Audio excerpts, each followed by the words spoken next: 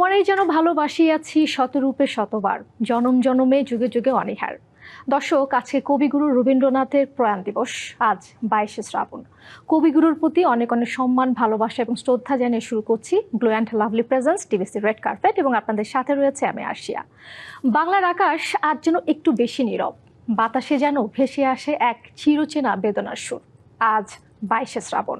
1941 সালের এই দিনে নিভে গিয়েছিল বাংলা সাহিত্যের এক মহাজাগতিক প্রদীপ। আজ কবিগুরু রবীন্দ্রনাথ ঠাকুরের 85তম প্রয়াণ দিবস।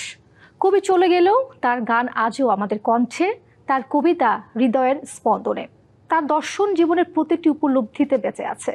বিশ্বকবি রবীন্দ্রনাথ ঠাকুরের প্রয়াণ ছিল কেবল দেহের বিদায়। তার সৃষ্টি, তার চেতনা, তার আলো আজও অনন্ত পথ চলার প্রেরণা। বিশ্বকবির প্রয়াণ দিবসে আমাদের গ্লো অ্যান্ড লাভলি রেড কার্পেটে আজ আমরা অতিথি হিসেবে পেয়েছি আমাদের সবার পছন্দের রবীন্দ্রসঙ্গীত শিল্পী অনিমা রায়কে। দিদি, কেমন আছেন? ভীষণ ভালো আছি, আপনি কেমন আছেন? জি, অনেক ভালো আছি, এবং আপনার মতো একজন গুণী শিল্পীকে পেয়ে অবশ্যই অনেক ভালো লাগছে। এবং যেমনটি বলছিলাম, আজকে কবিগুরু রবীন্দ্রনাথ ঠাকুরের প্রয়াণ দিবস। শুরুতেই তার প্রতি একটা সম্মান শ্রদ্ধা জানিয়ে আপনার কণ্ঠে আপনার পছন্দের কোনো একটা গান দিয়ে আমরা শুরু করতে চাই, 2 লাইন কিংবা 4 লাইন। নিশ্চয়ই।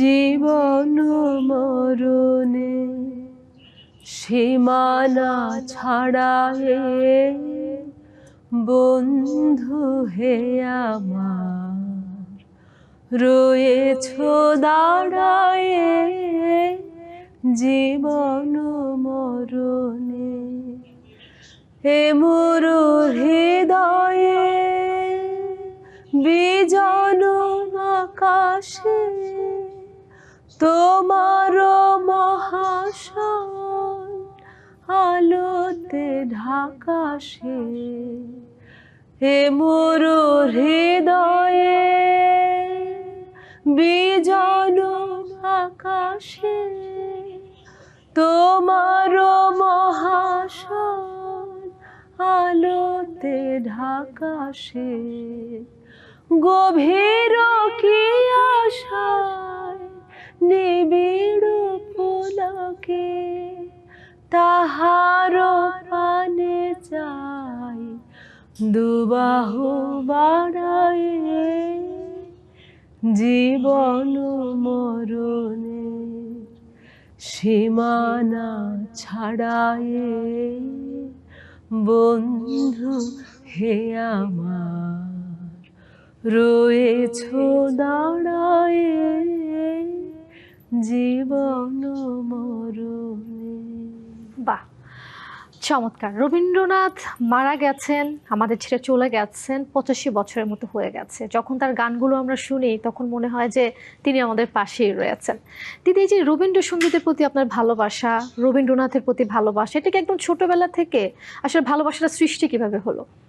ভালোবাসাটা ছোটবেলা থেকেই, তখন না বুঝে ভালোবাসা, সুরটাকে ভালোবেসেছিলাম। বাড়িতে গান শোনার রীতি ছিল খুব।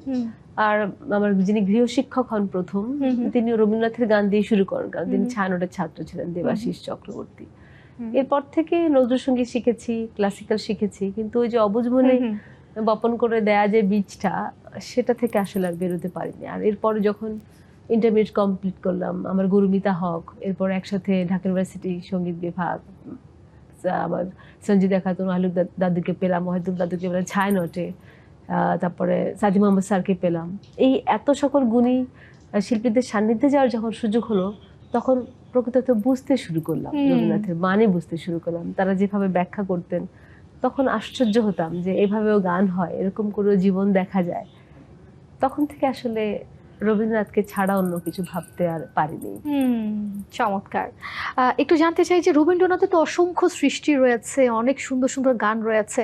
আপনার পছন্দের তালিকায় যদি বলি, তার কোন গানগুলো আপনার ভালো লাগে দিদি? এটা বলা না এখন খুব মুশকিল। এখন যে অবস্থায় আছি আসলে মূলত এখন শ্রোতাদের জন্য গাইতে হয়, আর শ্রোতাদের গানই এখন আমাদের পছন্দের তালিকার মানে টপ লিস্টে থাকে। কারণ তবে কিছু কিছু গান কখনো কখনো বেশি প্রায়োরিটি পায়। যেমন এই সময়টাতে কয়েকদিন ধরে আমার একটি গান খুব মনের মধ্যে, এবং যে গানগুলো মনের মধ্যে ঘুরপাক খায় সেই গানগুলো ক্লাসে শেখাই, বিভিন্ন ক্লাসে শেখাই। তার মানে ওটা একদম পাকাপোক্তভাবে হৃদয়ে বসে যায়, এবং ছেলে মেয়েদের মধ্যে আমি প্রতিস্থাপন করবার চেষ্টা করি। আমার ভালো লাগাটা ওদের মধ্যে দিয়ে যখন ওদের চোখে ঝলঝল করে ওঠে তখন মনে হয় যে না কিছু হলো, আমার ভালো লাগাটা, আমার প্রাপ্তিটা, আমার আনন্দটা ওদের মধ্যে আমি ছড়িয়ে দিতে পারলাম। শুধু নির্দিষ্ট করে বলা খুব মুশকিল, তবে কখনো কখনো কোনো কোনো গান, যে বর্ষাকালে বর্ষার গান হতে পারে, আবার বসন্তকালে বসন্তের গান, আবার মন খারাপ থাকলে একরকম গান, মন ভালো থাকে একরকম গান। আসলে রবীন্দ্রনাথেই তো আষ্টে পৃষ্ঠে বাধা। আপনি তো স্টেজে অনেক গান করে থাকেন, তখন আসলে মজার কোনো স্মৃতি কিংবা অভিজ্ঞতা আছে স্টেজে গান করার ক্ষেত্রে, কিংবা অনেক দর্শকরা রিকোয়েস্ট করে থাকে অনেক গান? এইরকম তো হয়। কিছুদিন আগে একটি অনুষ্ঠান আমার খুব বাংলাদেশের মানে অনেক বয়োজ্যেষ্ঠ সব বুদ্ধিজীবীরা ছিলেন ওখানে, মানে সবাই ভীষণভাবে পলিটিক্যালি এমন একটি পর্যায়ে যা সকলে শ্রদ্ধেয়। যাই হোক, এত সিনিয়র, সকলে ধরতে পারে সকলে 70-এর উপরে, 65-র উপরে সবাই। সুতরাং আমি তো বেছেই নিয়েছিলাম যে ভারী গান করতে হবে। পরে আমি যখন গান শুরু করলাম তখন আমার মনে হয় আমি যখন পড়বেন আমার পায়ের চিহ্ন এরকম একটি গান শুরু করলাম, তখন দেখি একজন, ওনার বয়স মোটামুটি 80-র ঊর্ধ্বে হবে, দেখুন উনি দুলছেন, একটু একটু নাচছেন। হ্যাঁ, তখন আমি বললাম ভালো তো, মানে কিছু ফুরিয়ে যায়নি। তখন আমি কি করলাম, রবীন্দ্রনাথের ছন্দের গানগুলো শুরু করলাম, ফুলে ফুলে ঢলে ঢলে, তারপর আয়তবে সহচর থেকে এই রকম গানগুলো দেখি সবাই মিলে নাচতে শুরু করলেন। এই যে একটা আনন্দ, ওটা আমি কোনোদিন ভুলবো না, যে রবীন্দ্রনাথের গানের কোনো সীমা নাই, কোনো বয়স নাই, কোনো, আমার মনে হয় এটা ব্যাপ্তি, মানে এটার বিস্তৃতি এত প্রসারিত, কার মনে কখন এই আনন্দ ছোবে কেউ জানে না। আচ্ছা, বর্তমান সময়ে তো মানে বর্তমান সময় দিতে অনেক ধরনের গানই হচ্ছে, যদি বলি রবীন্দ্রসঙ্গীত চর্চার ক্ষেত্রে এই সময়টাতে সবচেয়ে বড় চ্যালেঞ্জ আপনার কাছে কি মনে হয়? আমার কাছে সবচেয়ে বড় চ্যালেঞ্জ মনে হয় যে এই প্রজন্মের কাছে পৌঁছানো। কারণ কি, এখন তো এআই এর যুগ, ওরা অনেক বেশি দেখে, অনেক বেশির মধ্যে দিয়ে যায়, এবং এত সহজে অনেক কিছু প্রাপ্তি ঘটে, যে কারণে স্বাভাবিকভাবেই ওরা, আমরা শুধু দেশ নয়, এই নির্দিষ্ট একটি জাতি নয়, ওরা সমগ্র জাতি নিয়ে ভাবে, আন্তর্জাতিক ক্ষেত্রটিকে নিয়ে ভাবে। এদের কাছে রবীন্দ্রনাথকে পৌঁছানোটা একটা চ্যালেঞ্জের জায়গা। কিন্তু যদি রবীন্দ্রনাথকে আমরা ওদের কাছে পৌঁছতে না পারি, চরম ব্যর্থতার জায়গা ওটাই হবে। কারণ সকল কিছুর শেষে, দিন শেষে কিন্তু পাখি ঘরে ফেরে, শান্তির নীড় চায়।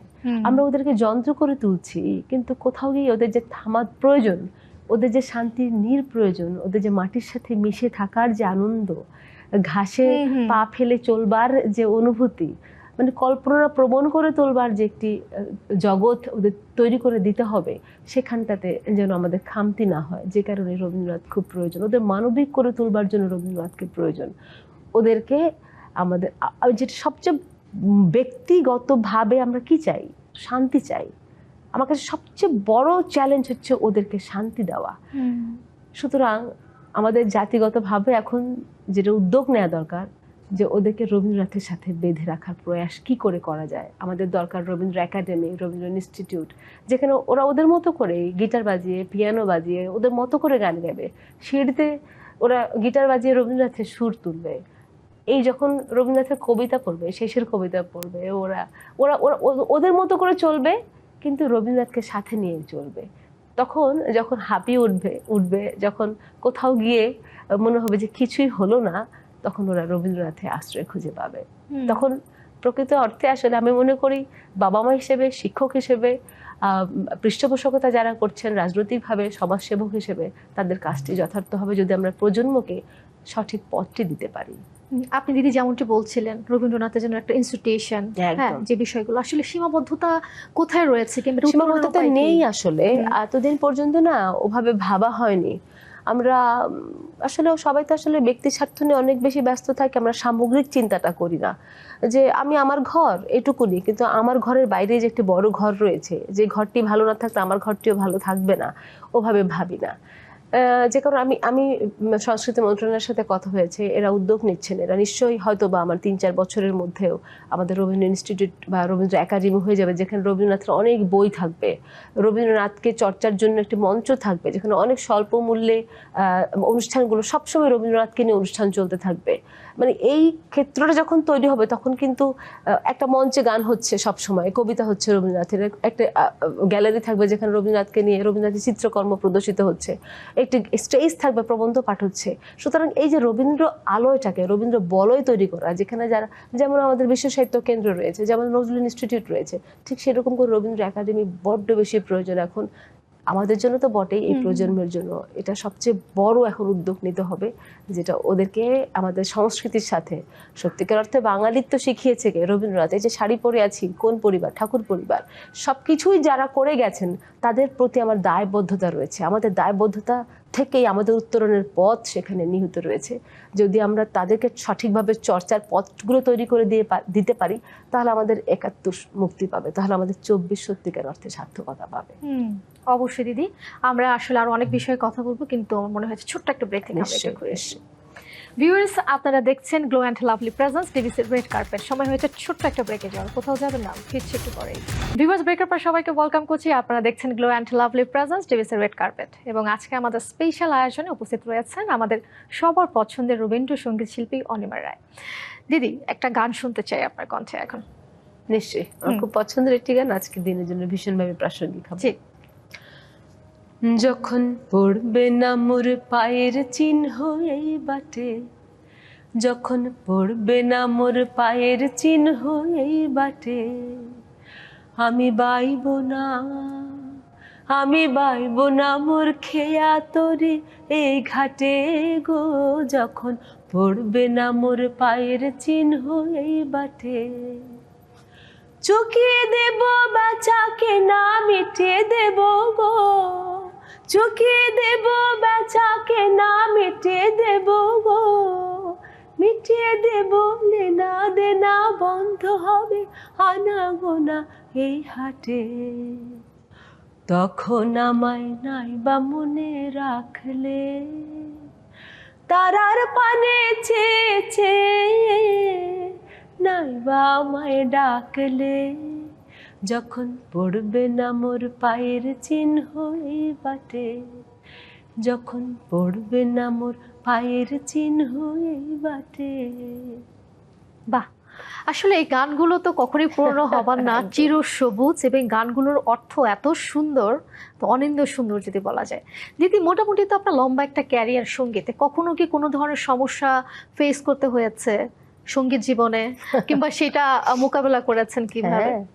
এই যে বিগত ২-৩ বছর যেটা হলো, আমাদের রবীন্দ্রনাথকে চ্যালেঞ্জের মুখে ফেলে দেয়া, রবীন্দ্র চর্চা হবে কিনা এই শঙ্কা।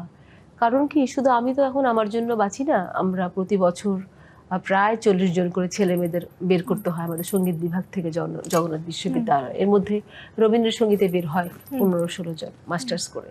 এসব ছেলে মেয়েদের জন্য চাকরির ক্ষেত্রটি আমরা না দিতে পারি, তাহলে কিন্তু যে ক্লাসে অনেক মিষ্টি কথা বলি, কত স্বপ্ন দেখাই, মানে অত মিথ্যা বলছি, কত পাপ করছি, এখন ওই ক্ষেত্রটা, ওদের জন্য কর্মসংস্থানের জায়গাটা এখন আমার কাছে সবচেয়ে বড় চ্যালেঞ্জ।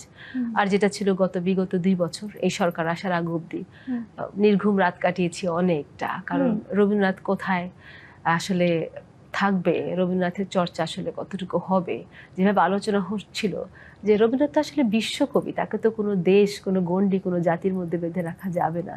তিনি সমগ্রকে আসলে এমন করে, দেখুন একটি বিষয়, শেক্সপিয়ারও একটি জায়গার মধ্যে নির্দিষ্ট রয়েছে। আমি যত আন্তর্জাতিক ক্ষেত্রের কবি সাহিত্যিকদের কথা বলি না কেন, সবাই কোনো রকম একটি ক্ষেত্র, কিন্তু রবীন্দ্রনাথের মতো ভার্সেটাইল, রবীন্দ্রনাথের মতো এত ব্যাপ্তি কিন্তু কোনো কবির নেই।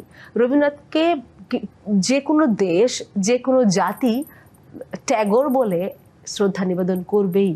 সেক্ষেত্রে আমরা এমন আসলে, যেখানে আমরা আমাদের জ্ঞানের সীমা অনেক কম বলেই তাকে নিয়ে প্রশ্নবিদ্ধ করি, তার রচনা, তার শিল্পকর্ম নিয়ে প্রশ্নবিদ্ধ, তাকে প্রশ্ন করি। সেখানে দৈন্যতা আমাদের, দীনতা আমাদের। ওই সময়টা কাটিয়ে উঠেছি, এখন সুন্দর ছন্দে আবার হাঁটতে শুরু করেছি। আমি আমাদের জগন্নাথ বিশ্ববিদ্যালয়ে ২ দিন ব্যাপী আমরা রবীন্দ্র নজরুল উৎসব করলাম। সেখানটাও আমাদের লাইন ছিল, একই বৃন্তে দুটি কুসুম হিন্দু মুসলমান। এই যে ধর্মের ভেদাভেদের যে একটি কোন্দল শুরু হয়েছিল, সেখান থেকে আমরা বেরিয়ে আসছি। এই সরকার অনেক নিপুণভাবে, সুকারিগরের মতো করে আসলে সংস্কৃতিকে বেঁধে রাখবার সংস্করণ চলছে। আমার মনে হয় সকল ক্ষেত্রে, শিক্ষা থেকে শুরু করে সকল ক্ষেত্রে যে সংস্কারের কাজটি চলছে, আমরা যদি সহায়তা করি, আমরা যদি সেটাকে সাপোর্ট করি, নিঃসন্দেহে একটি সুন্দর বাংলাদেশ গড়তে যাচ্ছে। যে শঙ্কাগুলো ছিল সেগুলো থেকেও আমরা বেরোবো। এখন চলছে নজরুল বর্ষ, খুব প্রার্থনা থাকবে সামনে নিশ্চয়ই রবীন্দ্র বর্ষ উদযাপন করব আমরা, তাহলেই হয়তোবা এই যে একই বৃন্তে দুটি কুসুম হিন্দু মুসলমান সেই ব্যাপারটি যথার্থ সার্থকতা লাভ করবে। একদমই তাই। যারা আসলে রবীন্দ্রসঙ্গীত করতে চান, রবীন্দ্রসঙ্গীত সম্পর্কে জানতে চায়, গান করতে চায়, তাদের নিয়ে আপনার কোনো পরামর্শ আছে কিনা? রবীন্দ্রসঙ্গীত করতে চাইলে শুধু হৃদয়টুকু দরকার, এই যে চাওয়াটুকুই দরকার, হোয়াট ইউ আস্ক, তাই না? তুমি যেটা চাইবে ওটাই তুমি। সুতরাং শুধু চাইতে হবে যে আমি রবীন্দ্রসঙ্গীত করতে চাই, কারণ সেখানে আমাদের বাংলাদেশের রবীন্দ্রনাথকে ভালোবেসে চর্চার ক্ষেত্রে এত বেশি। কারণ রবীন্দ্রসঙ্গীত যারা আমরা করি, আমাদের কিন্তু অনেক টাকা পয়সা নাই, আমাদের অনেক বাড়ি গাড়ি নাই, আমাদের আছে শুধু হৃদয় ভরা ভালোবাসা। হ্যাঁ, আমাদের কাছে যদি কেউ শিখতে চায়, কেউ আসতে চায়, এবং আমাকে ফোনে কতজন কত কথা জিজ্ঞেস করে, চিনিও না জানিও না এটা কি ওটা কেন, আমি আমার মতো করে যদি কিছু না পারি, আমি বলছি আপনাকে ফোন দিয়ে ব্যাক করছি, আমি জেনে দেখে বই ঘেটে তারপর আনসারটা দিয়ে দিই। এটা আমাদের দায়িত্ব মনে হয় যে কেউ যদি রবীন্দ্রনাথকে জানতে চায়, তার মানে আমি খুব আমার যেমন একটা কথা বলছিলেন আপনার গান পারফরমেন্সের সময় আনন্দের কোনো ঘটনা, আমার সবচেয়ে আনন্দিত হই যখন লাইভে থাকলে কোনো ইয়াং ছেলে পেলে আমাকে ফোন করে যে আমার কারণে তারা রবীন্দ্রনাথের গান শুনতে শুরু করেছে, বা আমার এই গানটা ভালোবাসে।